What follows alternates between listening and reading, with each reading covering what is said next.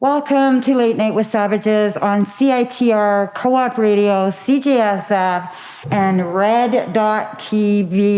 Our first guest is Tamara Bell, and she is Haida, and she's a filmmaker, and she's amazing. Here she is. Thank you so much for taking the time for having me here. I really appreciate it. And I appreciate that you are open enough to discuss the legislation that I'm proposing, which is called the Indigenous Identity Act, because it is very controversial to the point where it's even discussing it is somewhat dangerous. Yeah, well, it's a big issue in Indian country. It's known as being the pretend Indian. Right? Yes. There's actually a word for this kind of behavior. And there is a history of people who have played the Indian, pretend Indians, like from Tonto. And Grey Owl. There's a number of people. So the concept of playing an Indigenous person, I equate it to blackface. So it's somewhat disrespectful. The reason why people are very charged about this issue is because as Indigenous people, we're making a statement saying it is absolutely, without a doubt, not appropriate for non-Native people to assume Indigenous identity. Hearsay and innuendo is not a pathway to Indigenous identity, nor should it ever be. If it's not validated and there's not evidence and there's not clear, consistent information about identity, then it is without a doubt an insult. But not only, some people think it's a harmless crime, a victimless crime, but it depends on your perspective. If you never speak to the victim, then it's a victimless crime. When we look at the perils of what's happened through the theft of Indigenous identity, it is incredibly damaging. If you look at reconciliation, when somebody steals something from you, there's a feeling of unsafe. So it hampers reconciliation. So every Canadian has a due diligence. Well, it's caused, what do you call that when you misidentify somebody? It's fraudulent. Well, over the years, though, we've been subject to this fraudulent behavior. If you watch John Wayne's movie, there's always the Italians playing the Indians and doing the war cry. Yes, you know? And it's equivalent to... We've had Filipinos play us, and Neon Rider, that Phillips actor. Yes. Is Filipino. And Yellowstone. And so it's no wonder when we look at Italians, we think they're Indians. Yes. Or Filipinos also get mistaken for Indians. Indians are getting mistaken for Filipinos. I know that for a fact. I've been called a Filipino many times myself. And there's nothing wrong with that, but I'm not Filipino. Well, the thing is that on the thread that you're discussing about identity, the reason why you're passionate about it and you're feeling about it is because our identity has been under assault for over 500 years. So like trauma, it stacks. So there's been, and the fact that we have traditional people doing traditional things means that they've had to fight every day, every month, every year, often struggling financially to maintain their traditions. And your identity is a part of your tradition. So why does the assault feel so damning? And the reason it feels damning is because it cheapens our trauma. It cheapens our history. It cheapens our understanding of Indigenous culture. So when people take Indigenous identity, they're actually stealing a position and stealing a job from the poorest demographic in North America. When you look at the crime that is committed by somebody just checking a box, it's absolutely egregious. It's without a doubt reprehensible. So for all of those people who decide that they're going to check a box, I want you to look at a Native person in the eye and remember you're taking food from their mouth. So it is absolutely without a doubt, a crime. Yeah. I proposed an act called the Indigenous Identity Act, and people became very angry because I proposed legislation that has a 5-year criminal sentence with a $250,000 fine. And people said, that's too much, you've gone too far. Why are you criminalizing people who do this? Well, they've been criminalizing Indigenous people for 500 years and more. So all of a sudden, when the tables are turned, people are terribly disappointed and upset the fact that this possibly criminalizes people who are doing something that is unethically, morally reprehensible. So you know what? I always take sort of a seat back. I'm a very methodical person. The Indigenous Identity Act is actually not an innovation that I designed on my own. This particular legislation already exists. Mm-hmm. So I want to say it again because people think it's outrageous, but it exists already in the United States. The IACA is an act that was created in 1934 and revised in 1990 in the United States. That particular act in itself, what it does is that it protects Indigenous arts and crafts. So it allows that economy to thrive. It allows the art community to thrive. Well, could you imagine in Canada if we stopped normalizing theft of everything Indigenous? Because we do that. We normalize it. We normalize crime against them. We normalize death of Indigenous people. If we stop normalizing it and we provided with true reconciliation and that money went to Indigenous people, wouldn't we be solving part of our poverty issues? So there's many, many layers to this particular story. The backstory to this particular situation is there's a playbook of people who assume Indigenous identity. They steal the identity of Indigenous people and then go directly to that community to ask for support when they're found out.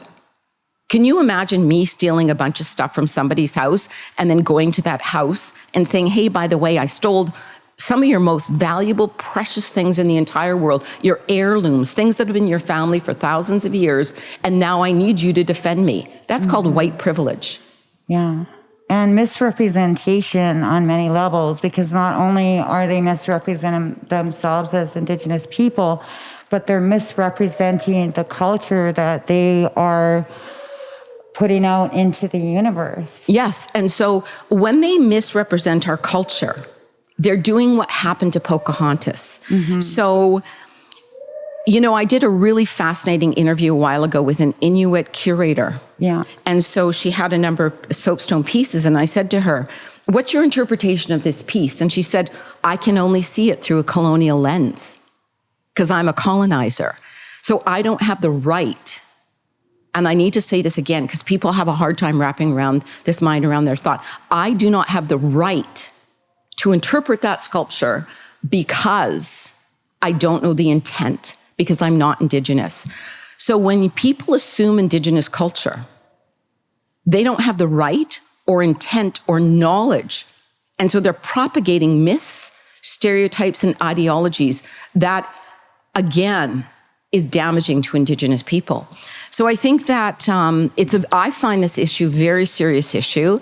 And I believe that we have to stop normalizing theft of everything Indigenous. Okay, so what is the title of the act again? It's called the Indigenous Identity Act. So the difference between making this an Indigenous Identity Act, what is the difference between that and making it a recommendation like that we see within the United Nations? Excellent question, Gunargie. That's why you're here. Excellent question. Yeah. The reason why it needs to be an act, or the reason why it needs legislation, is it requires teeth.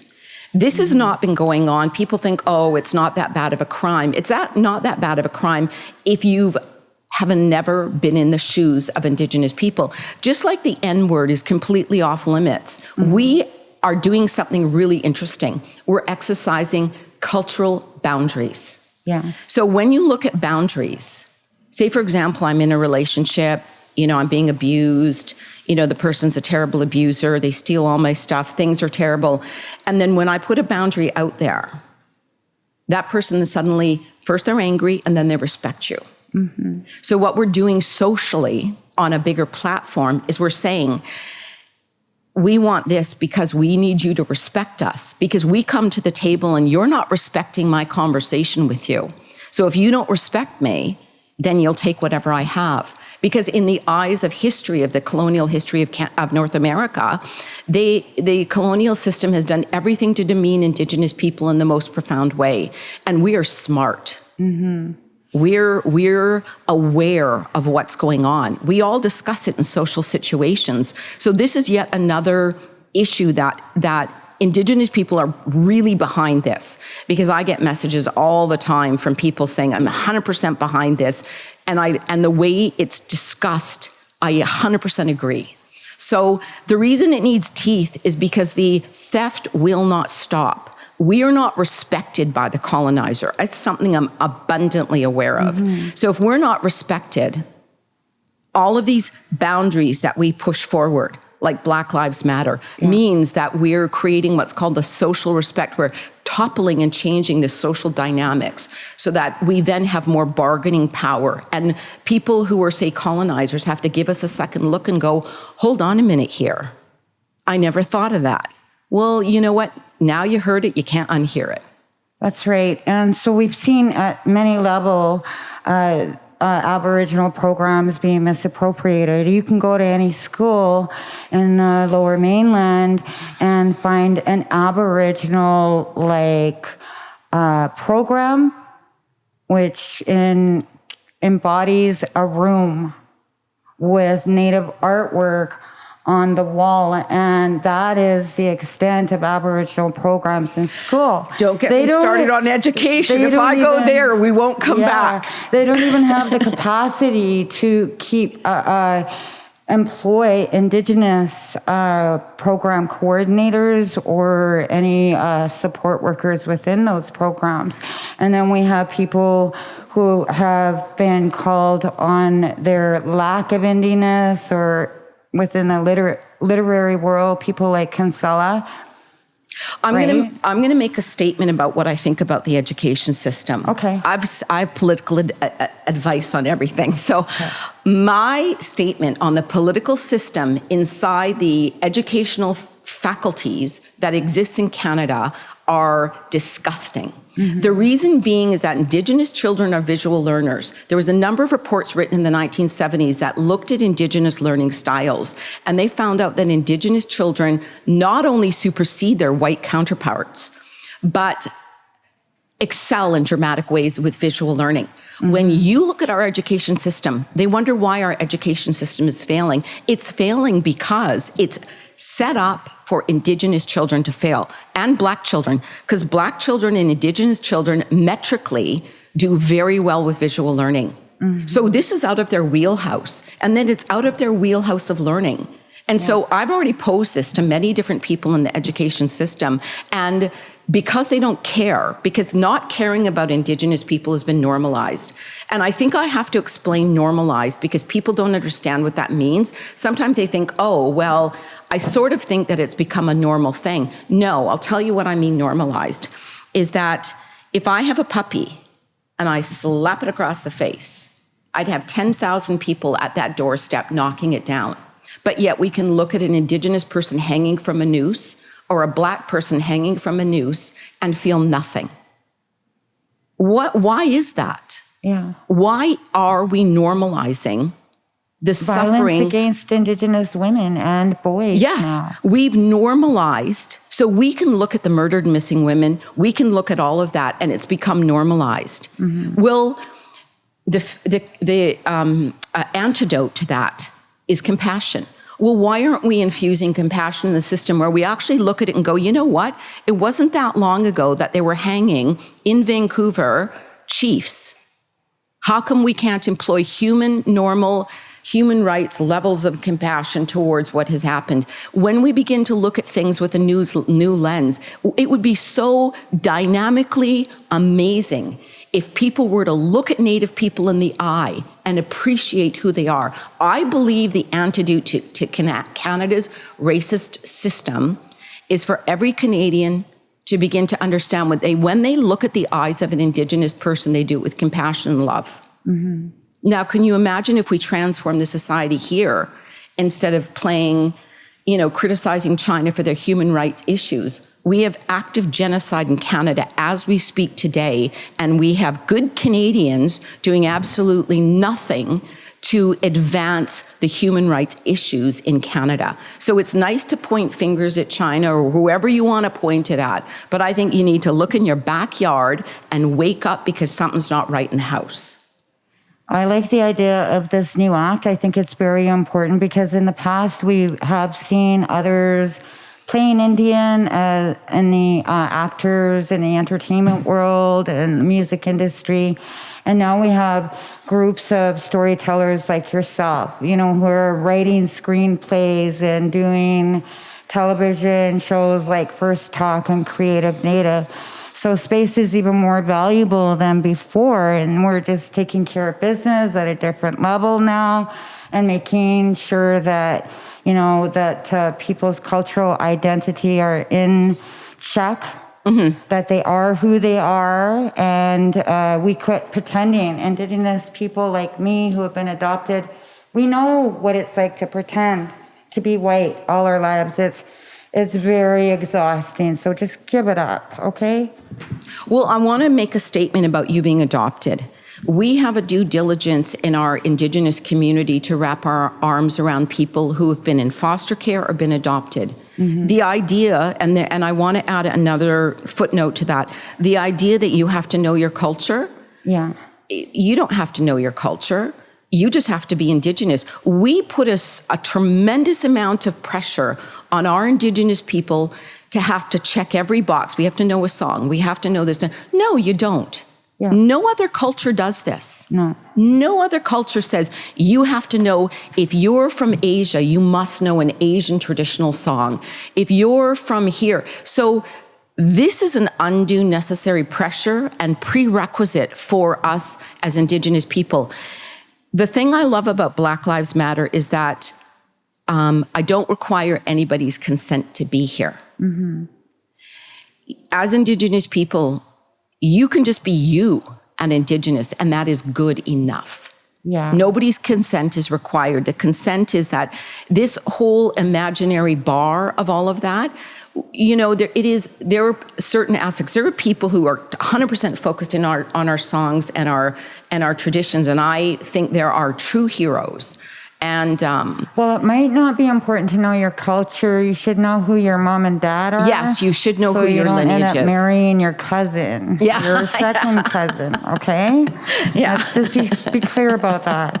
Because people talk. People talk all the time. They'll be chatting all the time. You might end up having to they'll be whispering. There'll be lots of whispering. There'll be lots of things going on. But it's really, yes, it is. And in terms of the Indigenous Identity Act, you do have to know you do have to be able to introduce yourself in a customary fashion. Mm-hmm. Like when I introduce myself, I'm Tamara Bell from the Raven clan from Old Masset Village. Yeah. So people know, and then people ask, who's your Nani and who's your Chinny? Who are they? Yeah. And I have to go, it's Nani, Chinny. And so what they do is they are authenticating you. Yeah. That's a part of who we are. That's just an average greeting so that we know who each other is. We know exactly where they come from. So if I meet somebody who say Choctaw, I can say, oh, you're Choctaw? I know a Choctaw guy. Yeah. And then this is why we can weed out our own people when they're pretending to be Indigenous.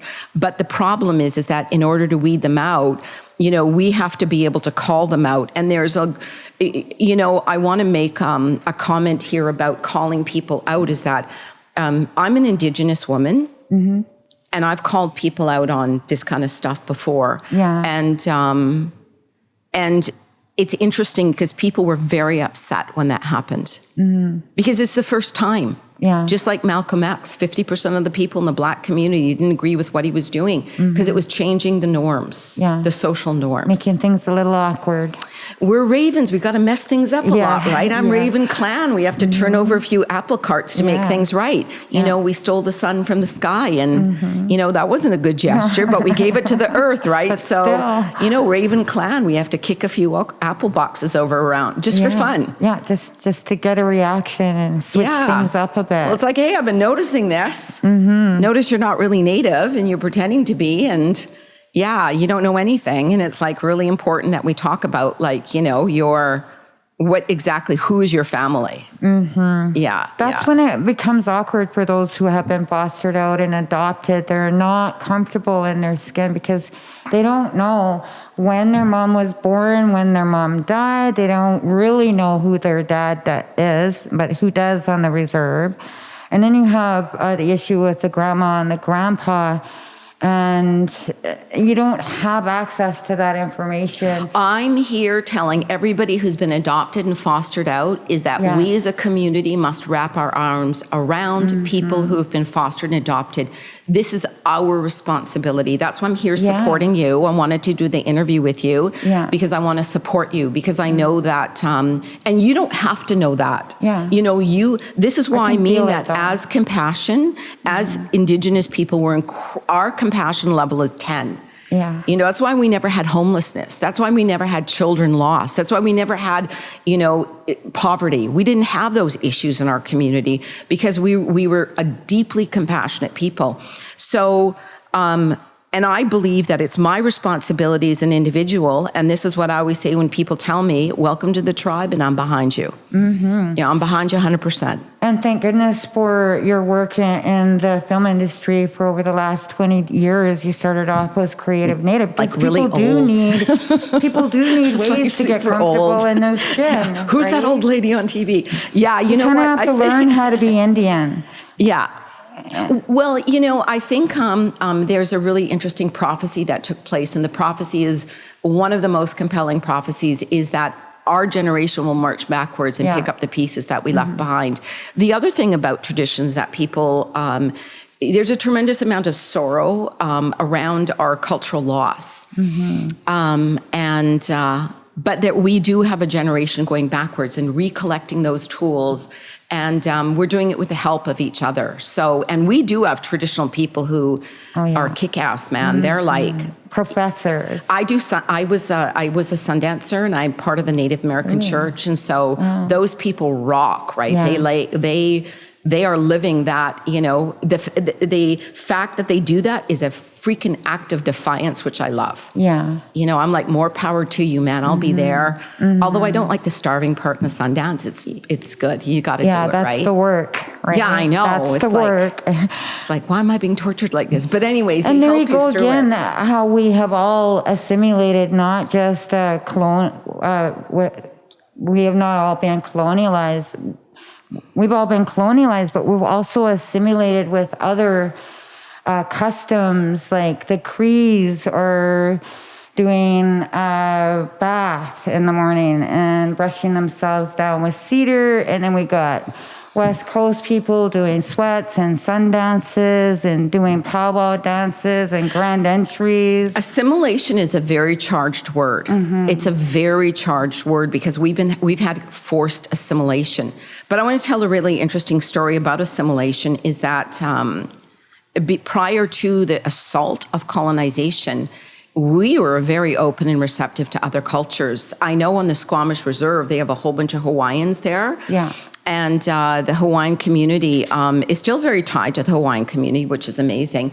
But they assimilated into it Hawaiian aspects into their culture. And up north, they actually have dances that are like, represent the Black community, the Asian community, and the white community. So there are ceremonies where we've assimilated it into our community. So assimilation, I want people to think about it because it is charged, but we can diffuse some of that in terms of looking at how we can change and how we've changed as a people in order to adapt and make sure our communities still practice these traditions, because a lot of them were lost. But it is a highly charged word. But you know, after a lot of research and understanding, you know, we really embraced other cultures. I mean, I wish the colonizer had that concept.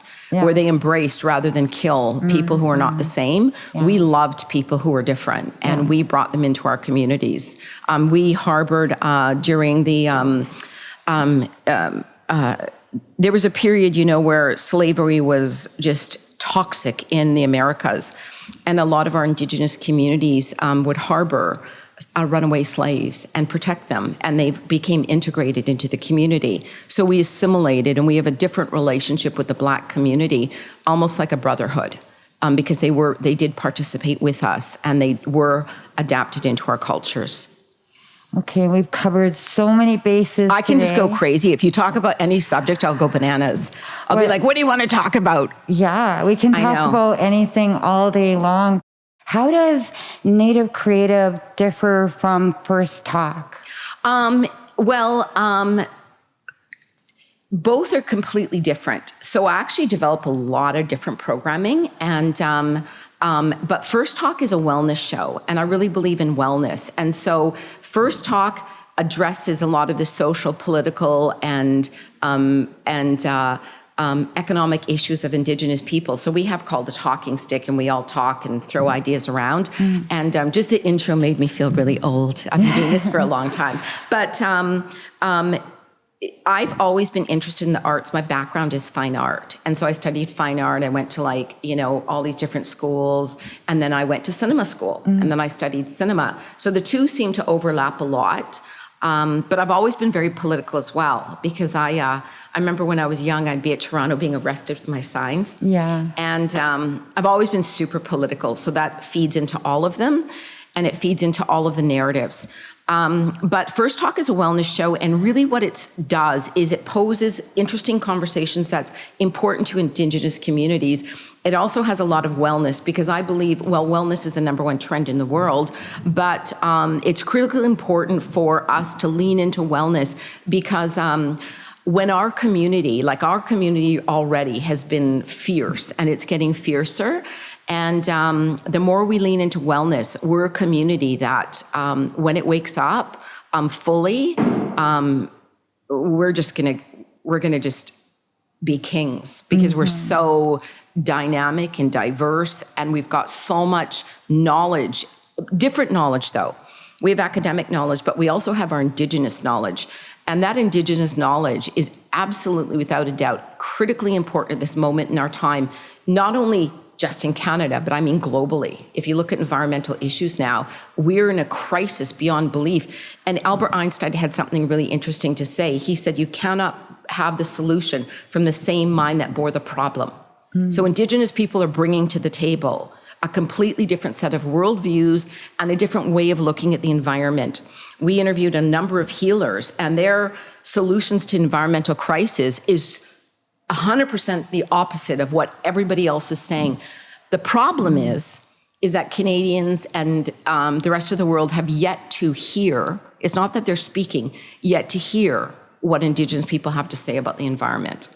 So that's what First Talk is. First Talk is Indigenous worldviews, Indigenous conversations, and then a lot of fun. We also do fun stuff. We do like makeovers, and we try crazy smoothies, and we have a look at things that are like trends that people are truly interested in when they're just sort of sitting around at home going, I need to lose this role, right? And so we have solutions for all of that. So it's smart because, we have smart viewers, and we have a lot of Indigenous viewers, and it reaffirms their beliefs in terms of their identity and who they are. So really important. I did see one segment with Anna McPhee, one of the... Anita McPhee. Yes. A cooker. Yes. And not that kind of a cooker. Yeah.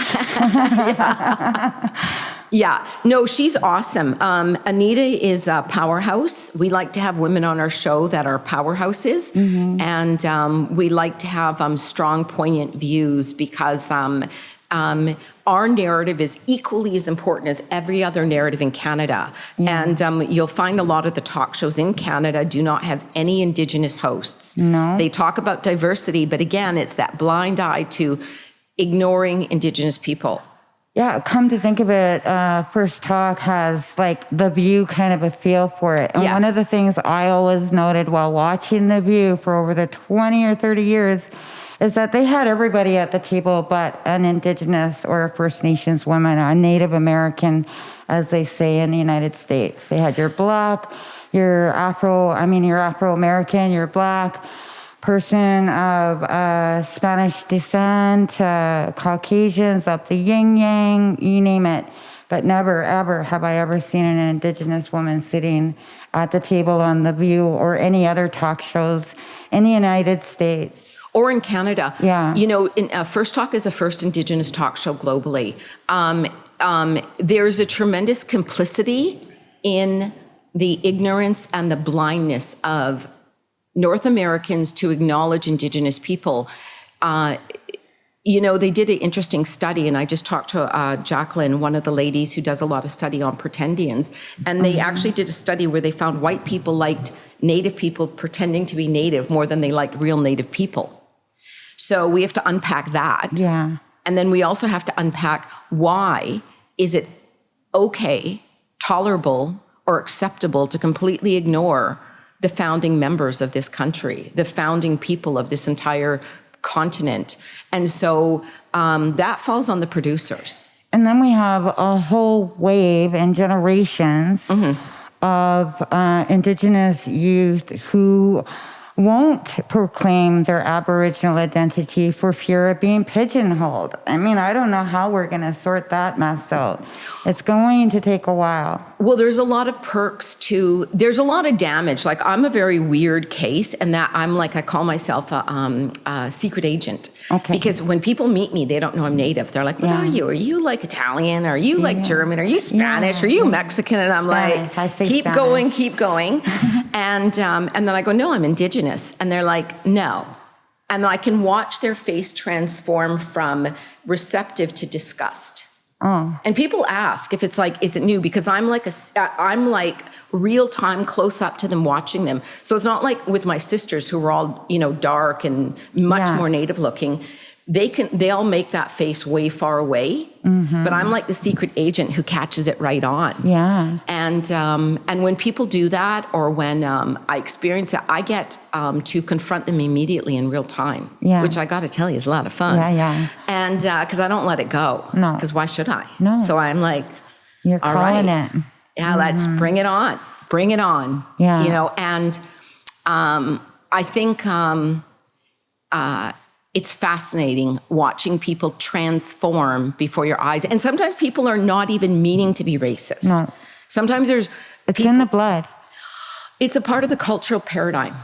And I think that, until that community unpacks that baggage to find out why they have that highly destructive manifestation, it's not going to work, because you can't heal something you don't acknowledge. So as soon as you acknowledge it, you can heal it. So, it's work, but do it. Not for anybody else. Do it for yourself. Like, stop being racist. So who will be at the table with you on the next episode of First Talk? We're just gearing up for our next season. Okay. And I'm very excited about the next season because it's lots of fun. And I'm not really 100% sure. We're still like locking people in. And I think it's going to be really good. And, television is a very fickle business. And it's, every time there's a new season, we're super thrilled and happy to have it. So it's exciting. It's like wait around, and then once you get going, you have to rush. Yes. Like mad. Yeah. And, one of the things that I'm doing today is I did call out people, because I think that once you hear it, you can't unhear it. Yeah. And people need to unpack. I think Canada needs to unpack their historic perceptions and their systemic racism of Indigenous people in Canada. Definitely. And that is hard work. And I know what it's like. My father was deeply racist. My father's Russian, and he was like the most racist guy you ever met in your life. I mean, I can't believe he didn't have a white robe lying around with a bunch of sheets and stuff. Like, he was crazy, like completely nuts. I'm like, how are you my father? Anyways, like, I couldn't even talk to him because he was so crazy. And then before I let you go, I got to work with you last year. Yes. On a really major project, I thought, and it involved people like Lorelei Williams, Butterflies in Spirit. Yes. A whole whack of models, and even some two-spirited people, and this and that. What is the name of that production so that we can continue to look out for? I don't think it's going forward, although I loved it. It was my favorite show ever. Yeah. It was called Love Indian Style, and it was a Native guy, super good looking, hunkaroony, like total babe, really good looking, totally together, dating a whole bunch of Native women. That's right, like a and it was like, he was really charming. And so that, I mean, a Native guy dating all these beautiful Native women. It was like, and it was so fun, but it's not moving forward, which is tragic to me, because I think it would be the funnest show ever. Yeah, it's time we had some fun, isn't it? Yes. Especially in production, and something that will be archived and be there for everybody to see. Yes. So that we can have fun for years and years and years later. Yes. Yeah. So that show, unfortunately, is not going forward. But I want to say, in terms of cinema, I want to leave people with just a couple of questions. If we have Indigenous or non-Indigenous people, who has the rights to tell Indigenous stories? If you don't have the right to tell Indigenous stories, why are you? Who has the right to control Indigenous economies? Because that's what happens when people are doing things and it's not correct. Who has the right? And if we do speak out about our rights, why is it so offensive?